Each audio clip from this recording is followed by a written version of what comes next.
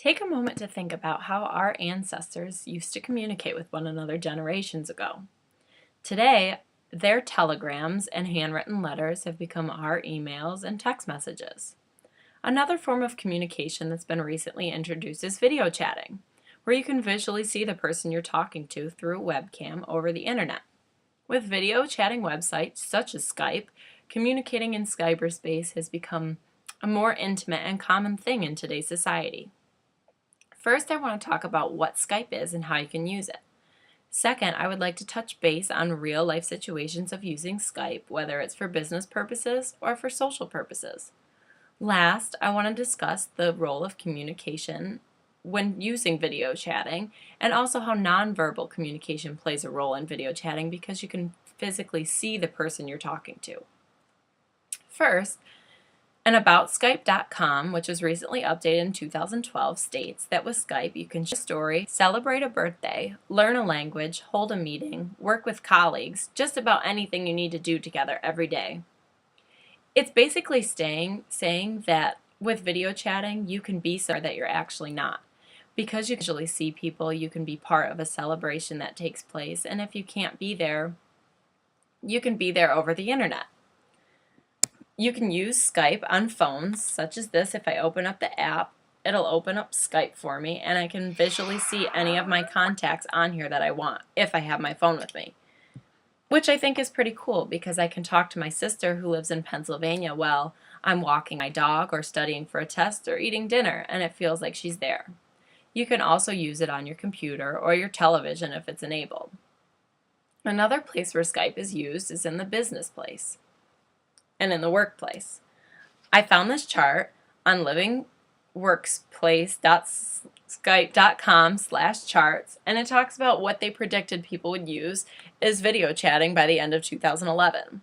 The most popular thing, it says video is expected to have the biggest gain in usage, and the one that has the least amount is landline speaking, and also through emails, which I'm guessing because it's slower. But the business place is also used for hiring people from other states who can't make it in on time to business meetings.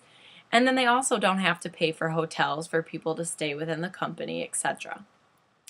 Another use of video chat, according to www.skype.com, which was updated in 2012, is bringing classrooms together across the world.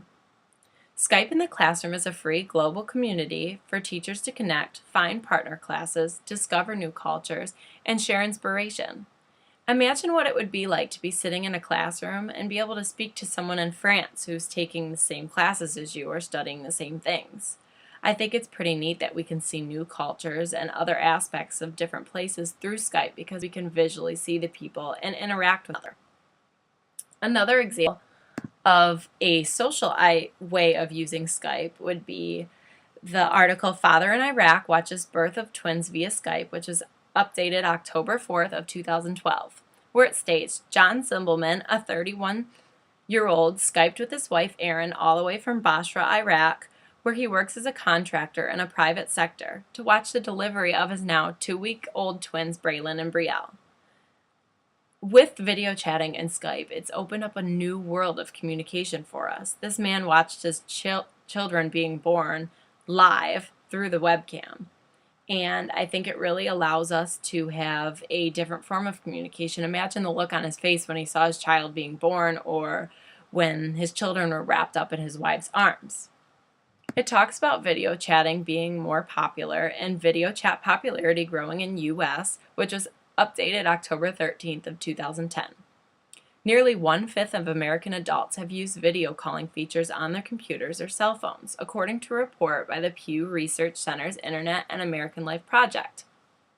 More and more people are using this every day, so it might come about that you'll have to use it in your future, whether it's for business aspect or for social purposes. I personally have used Skype to talk to a person I was interested in that lived out of state, and of course to talk to my sister and my friends that are out of state because my sister's been gone for 6 years. Another way that Skype has been connected to the social networking world is through Facebook. In Facebook adds Skype video chat feature updated July 6th of 2011, Mark Zuckerberg, the owner of Facebook, discusses that Facebook has announced a partnership with Skype to add video chat to the social networking site. And this type of thing is only possible because of social infrastructure that already exists. Mixing Skype with a social network such as Facebook allows us not only to communicate through messaging and pictures, etc., but to actually see each other live is a totally different idea. And to be able to communicate with someone visually gives us more opportunities to discover what a person's like. I also want to discuss about how communication affects people over Skype and how you can visually see someone when you're talking to them and really get an idea of what they're feeling.